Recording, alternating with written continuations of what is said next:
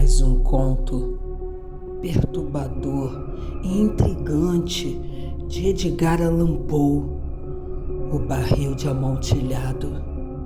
Eu não me responsabilizo se o medo tomar conta de você.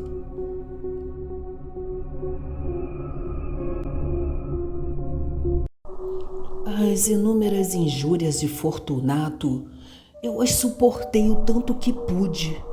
Mas quando ele passou destas ao insulto, pensei em vingança. Você que conhece tão bem a natureza de minha alma, não imagina que pronunciei uma única ameaça. Ao fim e ao cabo, eu me vingaria. Isso era ponto pacífico, estava decidido. Não devia apenas punir, mas punir impunemente sem riscos. Um mal não está reparado se alguma retaliação recair sobre quem o repara. Como não está reparado se o vingador não pudesse revelar a quem cometeu o mal. Claro está que nenhum ato ou palavra de minha parte dera oportunidade a que Fortunato duvidasse da minha benevolência. Continuei, como de costume, a sorrir, sem que ele notasse que eu sorria. Agora, a ideia de sua imolação. Fortunato tinha um ponto fraco. Embora sob muitos aspectos fosse homem de se respeitar e mesmo temer. Orgulhava-se de conhecer vinhos. Poucos italianos têm o autêntico espírito do virtuoso. A maioria das vezes, seu entusiasmo serve à oportunidade de praticar alguma impostura à custa de milionários britânicos ou austríacos. Em se tratando de pinturas e joias, Fortunato era como seus compatriotas, um enganador. Mas em matéria de vinhos antigos, era sincero. Eu também era entendido em boas safras italianas e comprava muitos sempre que podia. Foi a hora do crepúsculo, uma noite do devaneio da estação carnavalesca, que fui ao encontro de meu amigo. Ele tinha bebido muito, então me abordou com vivacidade expressiva. Ele usava uma fantasia de bufão, vestia uma peça justa e listrada e tinha na cabeça um chapéu cônico de guizos. Fiquei tão feliz de encontrá-lo que não queria mais parar de lhe apertar a mão. Disse a ele: "Meu caro Fortunato, que sorte o encontrar! Que aparência saudável! Escuta, tem um barril que dizem ser de amontilhado, mas tenho minhas dúvidas." "Como?" disse ele. "Amontilhado? Um barril? Impossível! E no meio do carnaval?" Tenho lá minhas dúvidas", repliquei, e paguei o preço de um amontilhado sem consultá-lo a respeito. Não consegui encontrá-lo e fiquei com receio de perder o barril. Amontilhado. Tenho lá minhas dúvidas. Amontilhado, e quero me livrar dessas dúvidas. Amontilhado. Como você está ocupado, eu vou falar com o Lucchese. Se alguém entende, esse alguém é ele. Vai saber me dizer. O Lucchese não sabe a diferença entre um amontilhado e um xerez. Mas não faltam os tolos que digam que o paladar dele é páreo para o seu. Venha, vamos. Para onde? Para a sua adega. Não, meu amigo, não vou abusar de sua bondade. Logo se vê que você tem um compromisso. Lucchese, não tenho compromisso nenhum, venha. Meu amigo, não é o compromisso, mas esse resfriado severo que logo se vê que o aflige. As adegas são insuportavelmente úmidas, estão incrustadas de salitre. Vamos assim mesmo, o resfriado não é nada. Amontilhado, você foi trapaceado. Enquanto a Lucchese, esse não sabe distinguir um xerez de um amontilhado. A essas palavras, Fortunato agarrou meu braço, vestindo uma máscara de seda negra e puxando um roquelaure rente ao corpo. Deixei que ele me arrastasse rumo à minha casa. Não havia nenhum criado em casa. Todos estavam de folga para celebrar o carnaval.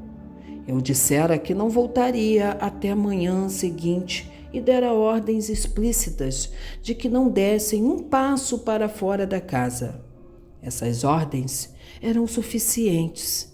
Eu bem sabia, para garantir o sumiço imediato de todos e de cada um, tão logo eu lhes desse as costas, conduzi Fortunato por uma sequência de aposentos até o arco que levava às adegas. Desci por uma longa escadaria em espiral, pedindo-lhe que tivesse cautela ao me seguir. Chegamos finalmente ao pé da escada e pisamos o chão úmido das catacumbas dos Montresor. O meu amigo estava cambaleando e os guizos do chapéu tilintavam as suas passadas. "O barril?" perguntou ele. "Mais adiante", respondi. "Às vezes é só a tela branca que brilha nessas paredes cavernosas." Ele se voltou para mim e me fitou bem nos olhos com olhos turvos e ébrios. "Salitré?" "Salitré", repliquei. "Mas quando começou essa tosse?" Meu pobre amigo não teve como responder por uns bons minutos. "Não é nada", disse afinal. "Vamos voltar", eu disse determinado. "Sua saúde é preciosa. Você é abastado, respeitado, admirado, amado. É feliz como eu já fui. Sua falta seria sentida. Não há o menor problema para mim. Você pode cair doente e não quero ser o responsável. Além do mais, Lucchesi, a tosse não é nada. Não vai me matar." Tem razão", repliquei. "Também não tenho a menor intenção de alarmá-lo, mas todo cuidado é pouco. Um gole desse Medoc vai nos proteger da umidade." E peguei uma garrafa que tirei de uma longa fileira disposta sobre o bolor. "Beba", eu disse, oferecendo-lhe o vinho. Levou aos lábios com uma piscada maliciosa, fez uma pausa e acenou com a cabeça, enquanto os guizos tilintavam. "Beba aos mortos que repousam aqui à volta." "E eu a uma vida longa para você." Pegou o meu braço e seguimos em frente. "Estas adegas", ele comentou, "são enormes." "Os Montresor", respondi, "foram uma família importante e numerosa." "Qual é mesmo o seu brasão?" Um grande pé humano em ouro contra campo azul. O pé esmaga uma serpente rampante cujas presas penetram o calcanhar. "E os escritos?" "Está escrito em latim, Nemo me impune lacessit, o que significa ninguém me provoca impunemente." "Ótimo!" ele disse. O vinho cintilava em seus olhos e os sinos tilintavam. Minha fantasia se exaltava com o Medoc. Havíamos passado por paredes de ossos empilhados, com barris e tones alternados, rumo aos lugares mais secretos das catacumbas. Paramos e dessa vez segurei Fortunato pelo braço, acima do cotovelo. "O Salitre", eu disse, "veja só como vai crescendo. Agarra-se feito um musgo à parede da adega. Estamos embaixo do leito de um rio. As gotas de umidade escorrem entre os ossos. Vamos soltar antes que seja tarde. Estou preocupado com sua tosse." "Não é nada", ele disse. "Vamos em frente. Mas primeiro mais um gole do Medoc." Abri e passei-lhe uma garrafa de Graves. Esvaziou-a de um fôlego só. Os olhos rebrilharam com uma luz feroz. Deu uma risada e jogou a garrafa para cima num gesto estranho. Repetiu o movimento. Não entendeu? Ele perguntou. Não, respondi. Então você não é da Irmandade. Como? Não é um pedreiro livre? Sim, sim, respondi. Você, impossível, pedreiro livre. Sim, pedreiro, respondi. Uma senha, ele pediu. Aqui está, respondi, tirando uma pá de pedreiro das dobras do meu roquelaure. Está brincando, ele exclamou, retrocedendo alguns passos. Mas vamos ao amontilhado. Assim seja, respondi, voltando a guardar a pá sob a capa e novamente oferecendo-lhe o braço. Ele se apoiou em mim pesadamente. Continuamos nossa caminhada em busca do amontilhado. Passamos por uma sequência de arcos baixos. Descemos, avançamos e, descendo novamente, chegamos a uma cripta profunda com um ar tão viciado que nossas tochas mais ardiam que flamejavam. No canto mais remoto da cripta, abria-se outra, menos espaçosa. Tinha as paredes cobertas de despojos humanos empilhados até a abóbada, como nas grandes catacumbas de Paris. 3 lados dessa cripta interior ainda conservavam esse adorno. Os ossos tinham sido arrancados do quarto e jaziam desordenados pelo chão, formando um monte de bom tamanho. Na parede sem ossos, percebemos um recesso ainda mais profundo, com 4 pés de profundidade, 3 de largura e 6 ou 7 de altura. Parecia ter sido construído sem fim definido, um mero intervalo entre 2 dos suportes gigantescos do teto das catacumbas, e era fechado por uma das paredes exteriores de granito maciço. Foi em vão que Fortunato, levantando a tocha, tentou avistar as profundezas do recesso. A luz frágil não permitia que víssemos o seu fim. Siga em frente, eu disse. O amontilhado está aí dentro. Quanto a Lucchese, é um ignorante, interrompeu meu amigo, dando um passo incerto adiante, enquanto eu o seguia. Chegou à extremidade do nicho e, sentindo a própria marcha detida pela rocha, ficou ali, estupefato. Um momento mais e eu o acorrentava ao granito. Na superfície deste havia 2 grampos de ferro, a cerca de 2 pés um do outro na horizontal. De um deles pendia uma corrente, do outro um cadeado.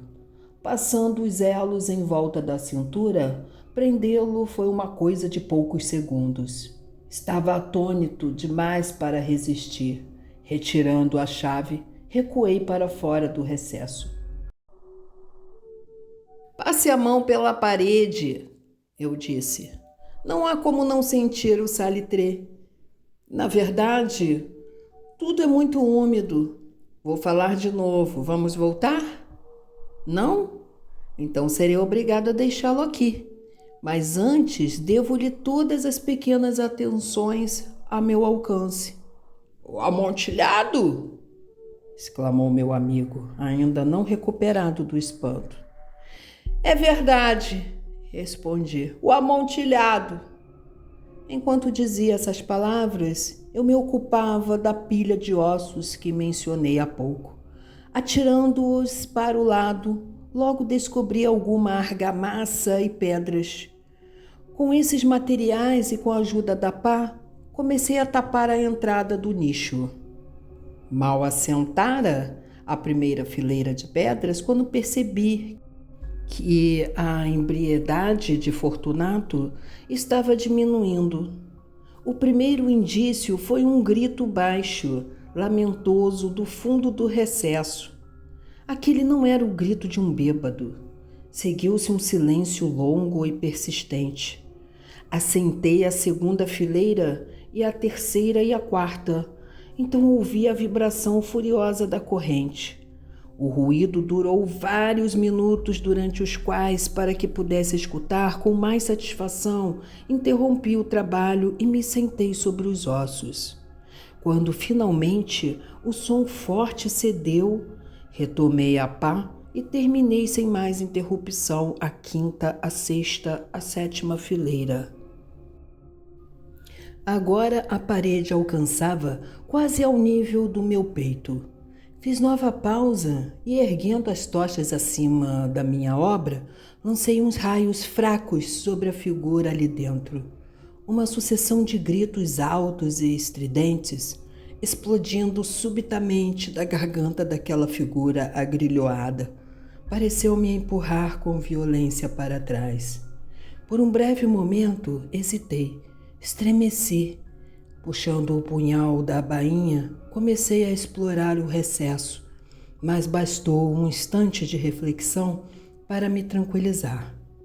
Passei a mão pela alvenaria sólida das catacumbas e me dei por satisfeito. Cheguei mais perto da parede, respondi aos berros daquele que clamava. Fiz eco, fiz coro, ultrapassei-os em volume e força. Fiz isso e o suplicante calou-se. Era já meia-noite e minha tarefa chegava ao fim.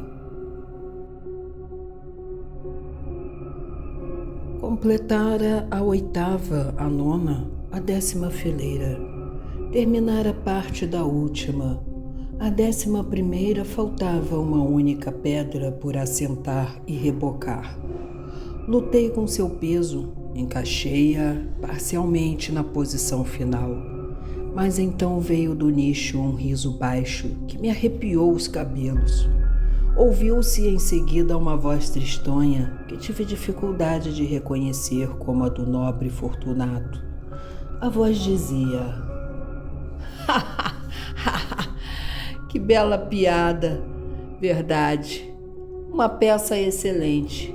Vamos morrer de rir no palácio. Ê, com um bom vinho. Ê! Amontilhado? Eu disse. Sim, claro, o amontilhado. Mas não está ficando tarde? Será que não estão nos esperando no palácio, a minha senhora e os outros? Sim, respondi. Vamos embora. Pelo amor de Deus, Montresor. Isso mesmo, pelo amor de Deus. Mas espretei em vão por uma resposta a essas palavras. Fiquei impaciente, chamei alto. Fortunato! Nenhuma resposta. Chamei de novo. Fortunato! Nenhuma resposta ainda. Joguei uma tocha pelo vão restante e deixei que caísse para dentro. Não se ouviu mais que um tilintar dos guizos. Senti náuseas por causa da umidade das catacumbas. Tentei por fim a minha obra. Assentei a última pedra e a reboquei contra a nova alvenaria. Ergui o velho baluarte de ossos. Por meio século, nenhum mortal veio perturbá-los. Descanse em paz.